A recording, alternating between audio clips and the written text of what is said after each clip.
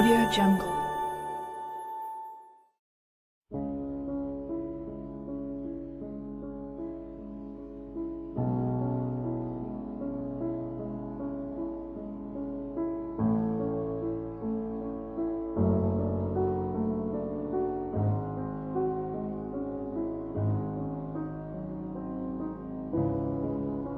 For functional purposes, and since it's become the galactic standard, all units in this lesson have been converted to the human metric and date system.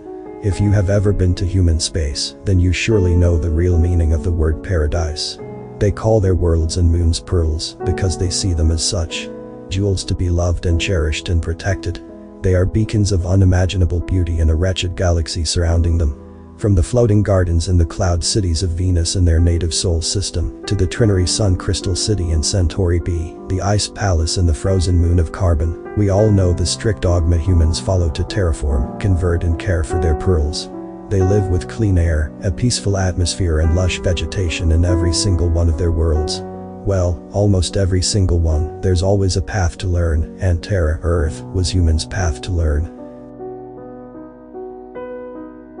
But to be able to understand this, I must first explain to you how humans are able to keep their pearls as shiny and pristine as they are. It is through their dogmatic ways, their absolute discipline. It is through the human doctrine. One sentence, with no room to interpretation, and again, learn through the human path. Experience. There are innumerable threats in this universe. Pirates, rebels, meteorites, and the unexpected space-time alteration, but none was like what the Tillen were to the humans. Their space neighbors, only a few thousand light years away from the humans, with similar physiognomies, biological needs and intelligence, they ascended to the heavens just a couple thousand years before the humans. Though they didn't meet until both were actual members of the Federation, they were also the rare cases of sapient predators, and as happens with predators, the Tillen were keen for war. And just a couple thousand years are more than plenty to have an insurmountable gap in military technology. At first, when the first Tillen ships arrived to Sol, both the humans and us thought the Tillen were there to start relations with their cosmological brothers. When a few hundred united in the outskirts of the system, we realized how wrong we were. They wanted to know their neighbor's house, and they wanted to keep it. However, knowing they wouldn't be able to handle the galactic army if it were to intervene, they declared war through the proper channels. Giving humans time to prepare, a mere 2 decades, 20 years to close a 2,000-year span of difference. Humans can be somewhat disciplined, but when the stakes are high enough, there's no race that can rival their focus and stamina. Yet, no amount of focus or stamina are enough to understand, design, extract, refine and build the war mechanisms necessary to beat a race 2,000 years ahead of you in just 20.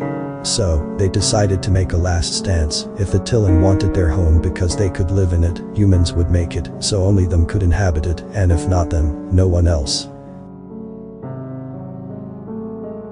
A literal scorched earth. The first orbital weapons they built were pointed towards Terra herself. Then, all the efforts were made towards defense. After 2 decades of waiting, the Tillen, with the Galactic Army's approval, launched their attack. The human counter-attack was derisory, wiped out in just a few months, but the Tillen were simply unable to get past Mars' orbit. The asteroid belt surrounding the rocky planets of the system had been stripped and mined to the core and converted into a space minefield. And so, they lost only 2 capital ships to the humans' traps and tractor beams. The Tillen thought nothing of it. Even if the humans managed to reverse engineer their technology, they didn't have the resources necessary to build and repel them, let alone retaliate. Indeed, the whole of the human dogmatic discipline went towards understanding the Tillen technology, which took remarkably less time than expected, less than a decade, and then, they added their own technology developed in those 20 years. By this point, the Tillen were getting close to the inner orbit of the asteroid belt. After that, only Mars and a few defenses remained. So the humans, without a single Tillen that wasn't a prisoner of war or dead ever stepped a foot on their blue and green pearl, they stripped it, they mined every ore they could, every trace amount in their soils and their oceans. They didn't need to shoot their own orbital weapons aiming at them, because they withered their jewel before there was a chance to shoot. And one single capital ship came out of the Earth's crust, the Unfighter Carrier Capital Ship Point of No Return. An ominous name for a race with no hope or home left. Able to face the Tillan ships, the point of no return had one component the Tillan could not recognize until it was in front of them. A relativist weapon, if it can even be described that way. It takes a matter and simply converts it to energy. A process that produces so much light and heat as a small dying star. The small dying star aimed at the Tillan armada. It was less than a year later that the human system was free of invaders. But the humans weren't satisfied, they were predators too. They had lost 3 to 4 generations worth of men, their home was a barren, dying planet, their system a strip desert in the middle of the galaxy, and their collective mind bore the weight of half a century at a war they didn't want to be a part in. And so, they wanted to make sure they'd never spend another half a century like this. Again, with all the Tillan technology, the 2,000 years gap closed, and their weapon, called by the humans God's wrath, they armed their fleet with what they could. Having made only a total of 3 fighter carrier capital ships, they took 2 and made the jump to Cati, the Tillan system.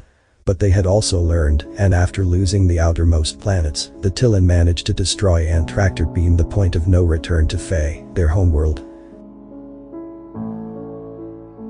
However, humans had a fail-safe. If a ship was to ever lose contact, God's wrath would self-destroy, and the technicians aboard were to go with it.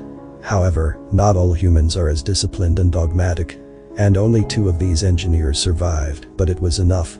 Neural invasion technology and some torture were sufficient to extract the humans' war tactics, plans, but especially the basic working principles of the God's wrath, and though unable to reproduce it, the Tillan were able to stop its functioning.